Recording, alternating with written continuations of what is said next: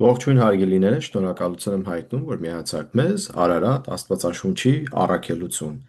Սա մեր կիրակի օրվա Աստվածաշունչի սերտողությունն է, ուսումնասիրությունը մենք կատարում ենք նոր կտակարանից, շարունակում ենք նամակ Հռոմեացիներին, 8-րդ գլուխն ենք ուսումնասիրելու 18-ից 25 համարները։ Ինչպես միշտ, բոլորին քաջալերում ենք, երբ որ Աստծո խոսքը ստանում եք, երբ որ այս պատգամը դուք ստանում եք, պարզապես ամբողջությամբ դիտեք եւ փոխանցեք ձեր մտերիմներին։ Դուք էլ նույնպես կատարեք ձեր պարտականությունը ավետարանության եւ երկնքի արքայության համար ձեր գործը եւ պարտականությունը կատարեք։ Հիմա այս պահին եկեք մեր գլուխները խոնարհենք, աղոթենք ու անցնենք սերտողությանը։ Տեր Հիսուս, շնորհակալ ենք մենք այս հնարավորության համար, որ մեզ տվել ես, որ քո խոսքից մենք ուսումնասիրենք եւ աշակերտվենք քո խոսքերով։ Աղոթում եմ մեր բոլոր ունկնդիրների եւ դիտողների համար, աղոթում եմ բոլորին առատորեն օրհնես, զորացնես եւ օգնես։ Տեր, աղոթում ենք մեր սերտողությունը միմիայն թող Սուրբ Հոգին մեզ առաջնորդի, դասավանդի եւ Տեր խնդրում եմ, որ քո բոլոր խոսքերը մեզ լինեն պարզապես ա, դաստիարակչական եւ մեր կյանքի համար որպես առաջնորդ եւ Տեր թող միմիայն լսողներ չլինենք, այլ կատարողներ։ Աղոթում ենք Հիսուսի անունով։ Ամեն։ Հարգելիներս, ուրեմն այս Կիրակի օրվա սերտողության վերնագիրն է Գալիք հրաշքները եւ ստեղծագործության հույսը Հիսուսի մեջ։ Պողոս առաքյալը 18-ից 25 համարների մեջ հստակ խոսում է ընկած աշխարհի այս տանջալի իրավիճակի մասին։ Նա բացատրում է, որ հիմա մենք տանջվում ենք, բայց կգա այն օրը, երբ մենք կստանանք փառավոր մարմինը եւ ամբողջությամբ վերափոխված լինելով մենք այլևս չենք տառապի այս մեղավոր մարմնի մեջ։ Եկեք ուրեմն սկսենք մեր սերտողությունը, կսկսենք 18-ից 19 համարները կարդալ ու մեկնաբանությունը կատարել։ Գրված է ուրեմն կարծում եմ, որ այս ժամանակի չարչարանքներն արժան չեն համեմատվելու այն գալիք փառքի հետ, որ հայտնվելու է մեր մեջ, որովհետև ստեղծագործությունը անհամբերությամբ ակնկալում է Աստծու որդիների հայտնությանը։ Ուրեմն, հարգելիներս, Պողոս առաքյալը մեզ քաջալերում է հավատացյալներին, այսինքն քաջալերում է հավատացյալներին, որ այս ընկած աշխարհը սարսափելի է ու հանգիստ չկա, միայն տանջանք է, բայց գալու է այն օրը, երբ հավատացյալները կմիանան Հիսուսին օդի մեջ հափշտակման օրը, այսինքն այդ օրը դա կլինի, երբ Հիսուս երկրորդ անգամ կվերադառնա։ Ուրեմն ով որ մահացել է եւ հավատացյալ է, առաջինը նրանք հարություն կառնեն ու կմիանան օդի մեջ, մենք էլ որ կենդանի ենք, կմիանանք Հիսուսին նույնպես, ու այսպես մեր մարմինը կվերափոխվի եւ փառավոր մարմինը կստանանք ու հազարամյակը մենք Հիսուսի հետ կկառավարենք այս աշխարհում։ Սա է միտքը, որ ասում է այն օրը կգա եւ սպասում ենք մենք այդ գեղեցիկ օրվա համար, երբ որ մենք կվերափոխվենք ու կնմանվենք Հիսուսին, փառավոր մարմինը կունենանք եւ ասում է, որ այս տանջանքները, ինչ որ մենք կրում ենք, կարճաժամկետ է համեմատած այն, ինչ որ սպասվում է մեր համար հետագայում։ Սա է կարևորությունը մեր համար։ Ընդհանրապես հավատքը այնպիսին է, որ մենք պետքա հանդուրժենք եւ հույս ունենանք ու առաջադիմենք մենք հավատքի մեջ, երբեք չվրիպենք եւ չթուլանանք։ Իսկ այդ զորությունը եւ առաջադիմության եւ առաջելու, այսինքն առաջադիմելու կարողությունը մեզ ուղղակի տրվում է Աստծուց։ Մեր հարաբերությունը Տիրոջ հետ պետք է հստակ լինել, որպեսզի մեր բոլոր օրերը եւ քայլերը հավատքի մեջ, մեր հավատքի կյանքը զորանա եւ մենք էլ կարողանանք դիմանանք եւ դիմադրենք, ու այսպես մենք շարունակենք մեր գործը Տիրոջ արքայության համար։ Եվ ինչ է ասում ուրեմն 20-ից 21 համարները։ Գրված է. Քանի որ ստեղծագործությունը ունայնությանը հնազանդվեց ոչ իր կամքով, այլ նրա, ով հնազանդեցրեց այն հույսով, որ ստեղծագործությունն ինքն ևս ապականության ծառայությունից կազատվի Աստծու որդիների փառքի ազատության մեջ մտնելու համար։ Ուրեմն հարգելիներս, ոչ միայն մարդկությունն է, այլ ամբողջ ստեղծագործությունն է այս իրավիճակի մեջ։ Ուղղակի մենք սպասում ենք Հիսուսին, որ ինքը միայն նա կարող է վերականգնել այն, ինչ որ եղել էր Էդեմի պարտեզում նախքան մարդու հնգնելը։ Կատարելությունը ստեղծագործության մեջ էր, մինչև որ մարդ ընկավ եւ ամբողջ աշխարհը ընկավ անեծքի տակ։ Սա է գլխավոր միտքը, եւ համբերում ենք մենք այդ օրվա համար, ինչպես որ գրված է, սա մեզ ը, հույս է տալի պարզապես, որpիսի մենք այդ հույսով սпасենք մեր Տիրոջ երկրորդ գալուստին։ Եվ եթե մենք շարունակենք այս միտքը, կտեսնենք, որ 22-ից 25 համարները հստակ ու ավելի պարզ կերպով Պողոս առաքյալը հավելում է այս գաղափարը։ Բացատրում է նա 22 համարից սկսած, որովհետև գիտենք, որ ամբողջ ստեղծագործությունը մինչև հիմա հառաչում է ու ցավի մեջ է։ Եվ ոչ միայն նա, այլ ինքներս էլ, որ հոգու երեխայրիկն ունենք,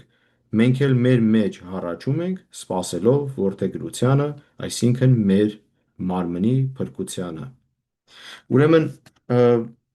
շատ կարևոր է, որ մի պահ մենք կենտրոնանանք այս խոսքերի վրա, որովհետև որ ամբողջ ստեղծագործությունը մինչև հիմա հառաչում է ցավի մեջ։ Ինչ կատարվեց։ Գիտեք, Էդեմի պարտեզում մինչև Ադամ Եվայի մեղք գործելը, պարզապես նույնիսկ կենթանաբանական աշխարհում իրար գիշատիչ կենթանի չկար եւ նման հասկացողություն չկար։ Բոլոր կենթանիները, բոլոր ստեղծագործությունը համերաշխության մեջ էր, այսինքն իրար ուտելու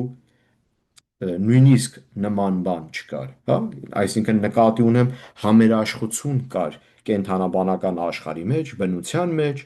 եւ ամեն ինչը խաղաղության մեջ էր, բայց երբ մարդ մեղք գործեց, անեծքը մտավ ու խախտվեց այդ կատարյալ իրավիճակը։ Եվ ովքեր են այդ հոգու երախայրինքն ունեցողները։ Դա մենք ենք հավատացյալներս, ովքեր որ ապաշխարած, վերստին ծնունդ ունեցող, այսինքն մարդիկ, ովքեր վերափոխված են Հիսուսով, նոր մարդ են Հիսուսով,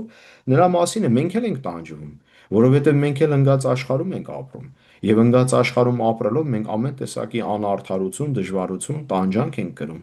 Մենք էլ ենք տանջվում, բայց ի տարբերության անհավատի եւ հավատացյալի միջև այն է, որ մենք ունենք երջանկություն Հիսուս Քրիստոսով, վերանորոգվում մենք Հիսուսով եւ կարողանում ենք նորից շարունակել մեր հավատքի կյանքը մեր Տիրոջ շնորհիվ եւ նրա հոգով։ Սա է ճշմարտությունը։ Ուրեմն, երբ որ մենք սպասում ենք այն օրվան, որ մեր մարմինը փրկվի, մեր մարմնի փրկությանը, ինչպես որ գրված է 23 համարի վերջ, մեր մարմնի փրկությունը ո՞րն է։ Երբ որ մենք Հիսուսի հետ միանանք օդի մեջ, մեր մարմինը փոխվելու է։ Դա կոչվում է փառավոր մարմինը։ Փառավոր մարմինը այլևս մեղքի մարմին չէ։ Հիմա տեսեք, ուրեմն երբ որ մենք ընդունում ենք Հիսուս Քրիստոսին, մենք վերականգնվում ենք, մենք վերափոխվում ենք, այո, մենք Աստծո աշկերի առջև Հիսուսի այրան միջոցով անա մեզ տեսնում։ Եթե պատկերացնենք, օգտագործենք ակնոցի հասկացողությունը կամ օրինակը,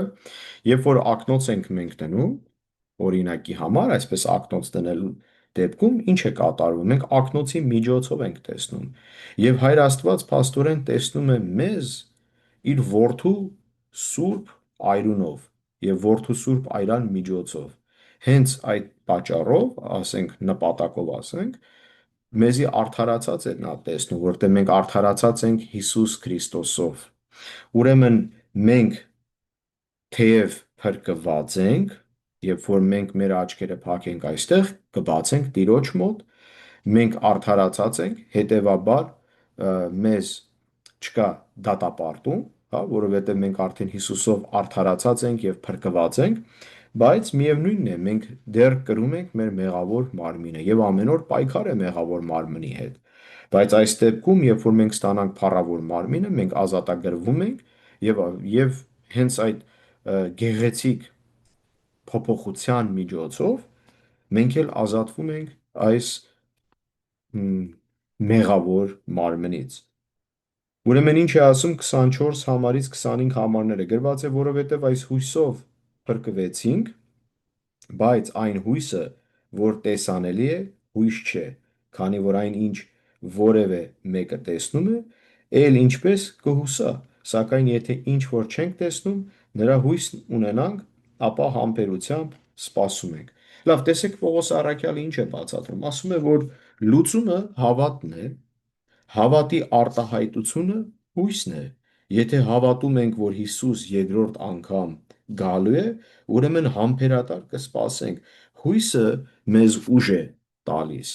որ շարունակենք պայքարել ու առաջադիմել հավատքի կյանքի մեջ։ Այս հույսն էր, որ օգնեց հավատացյալներին դարեր շարունակ հավատքի ճրագը վառ պահեն ու ամեն հաջորդող սերունդը կատարում է իր պարտականությունը երկնքի արքայության համար։ Իսկ վերջի կետը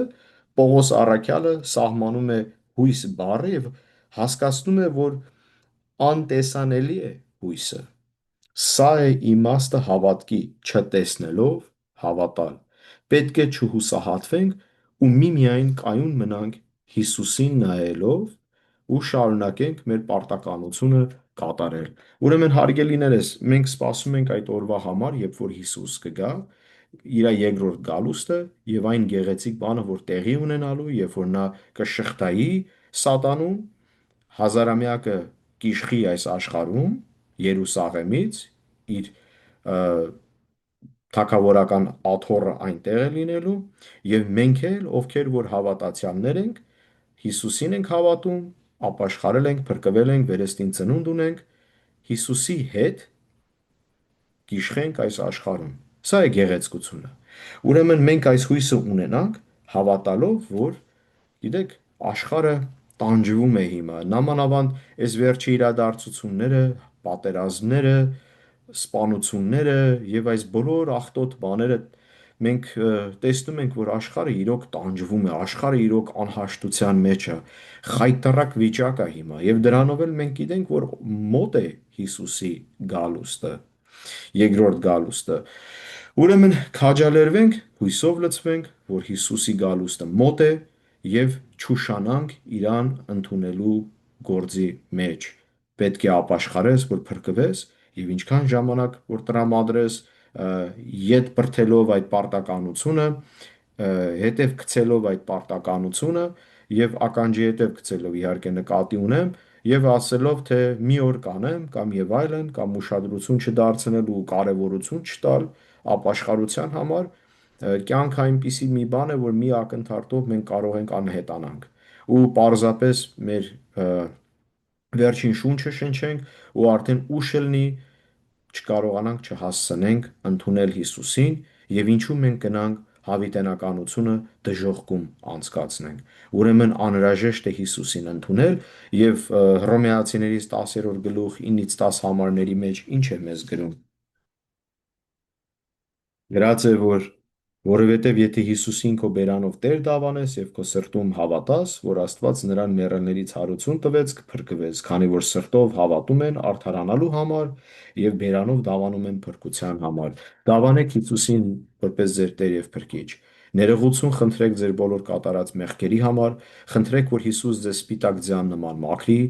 եւ հեռացնի բոլոր ձեր մեղքերը եւ խնդրեք, որ Սուրբ Հոգին կա բնակվի ձեր մեջ, Հիսուս կա բնակվի ձեր մեջ, որպեսզի դուք ունենաք փրկություն։ Հույսով եմ, որ այս պատգամը ձեզ համար օրհնանք է, Աստված ձեզ օրհնի։ Ամեն։